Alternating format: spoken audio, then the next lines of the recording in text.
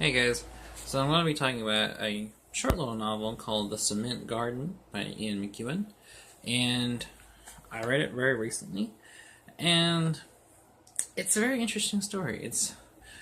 Um, I went into expecting more of a horror story based on its premise, which is basically about um, a group of siblings who are from the ages of about 6 to about 16 or so, who are parentless after their mother dies and their father dies previously. And they basically just kind of fend for themselves. And it's a story about how, given no supervision, they're kind of left to their own devices. And it's about how they just kind of just drift through their days doing what they want. The youngest sibling takes to dressing like a girl, wearing a wig. The the middle child girl, the girl group, it just, documents everything in a diary and reads books all the time. The older son basically decides to not do anything. He lazily lays in bed, masturbating all day. He doesn't shower or bathe. He doesn't change his clothes since their mother dies. And even before, he's pretty much given up on doing anything. He doesn't do anything in school. Doesn't want to get a job. He basically is just using this time basically to kind of just loaf around. And then there's the oldest sister, and she kind of takes up the matron role by caring for the older others, and especially the youngest child, who starts to look at her as a mother. While at the same time, she's also growing up, hitting puberty, dating an older guy who's in his 20s, going out shopping, that kind of thing. And it's about how they form this new, odd little family. and they kind of start quietly filling in their roles. And they're all kind of trying to keep this secret of the fact that they have no parents from everybody. So protective services doesn't come and separate them. When their mother dies, the older boy and the oldest girl take her down to the cellar and bury her in a tomb of concrete that they pour themselves. But then, the concrete starts cracking because they didn't mix it correctly, and the oldest girl's boyfriend starts coming around, and he's like, "What's that odd smell?" And he knows that something's up. He knows that there's a rotting something in the basement. He just doesn't know what it is. And or at first she doesn't, and then he finds out, and then he starts kind of just teasing the oldest boy.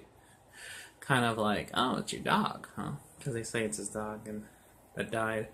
But he knows. And he kind of doesn't really judge them for it. He kind of just wants to be let in. He kind of wants to be like a new fatherly figure to these kids.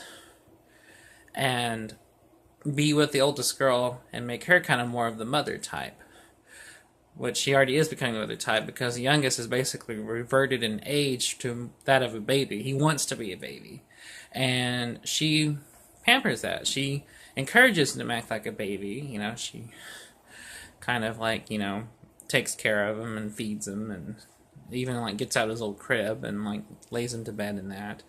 And then the oldest son, meanwhile, throughout the novel, it's indicated that he's having incestuous feelings for his older sister, and she subtly reciprocates through little gestures and things she does, like tousing his hair and teasing him. And it talks about games they would play with the middle sister when they were young. They would undress her and kind of poke at her as if they're doctors. Kind of foreshadowing this incestuous kind of connection they have between each other. It's a very fucked up but very interesting and actually surprisingly humane story. When I heard there was a novel about a group of kids that after their parents die and they bury their mother in a concrete tomb, I expected it to be more of just a straight up horror story. I kind of went into it expecting something like early Stephen King, something along that line, or Robert Bloch, someone where that, and it turned out to be just a human story. It's just about these characters. It's a character study, and it doesn't judge these characters or condemn them. It's more just saying these are what they're doing. It's showing who they are, what they do. But also, it shows the understanding of human nature. And it's very sympathetic to these characters. And the whole story is narrated from the oldest boy's perspective, talking about these events.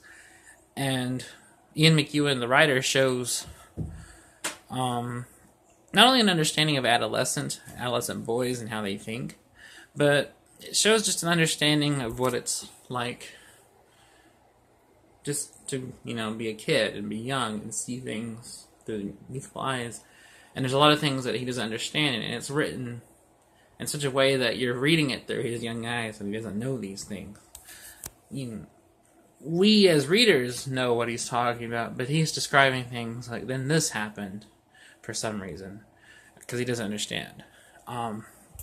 It's very interesting. It's I kind of want to describe it as a mix between something like early King and Catcher in the Rye, almost, as far as its style, and even some of its like themes and kind of what the characters do and say. But with a very English bent. It's a very, very English novel. Not just in setting, but as far as like tone and how it's written. It has a very English style to it. So, but yeah, I highly recommend The Cement Garden. I liked it a heck of a lot more than I expected to. Cause I was drawn to it anyway because I like horror. And I was like, oh, that sounds fucked up. I want to read that. That sounds right up my alley. I like really dark shit. And I ended up reading and was like, oh, this is a very, like, tastefully done, very literary type story about this odd kind of family that forms in the aftermath of the old way their family was. So, anyway, that's just my 2 cents on it. I highly recommend checking it out. It's very good, very strange, and there's something kind of creepy about how detached the narrator is from all these things. It's very satisfying. But yeah, it's not like, it's not shock and grotesquerie like I thought. It can appeal to, it can appeal to more literary tastes, I think. It's definitely not like pulpy schlock or anything. It's a very literary treatment of pulpy schlock, I think, kind of in a way. But anyway, that's just my opinion of it. Check it out, see what you think for yourselves. But I really liked it. So anyway, I'll see you guys later. And I don't know what I'll be next, but I'll have a review soon or something. So till then,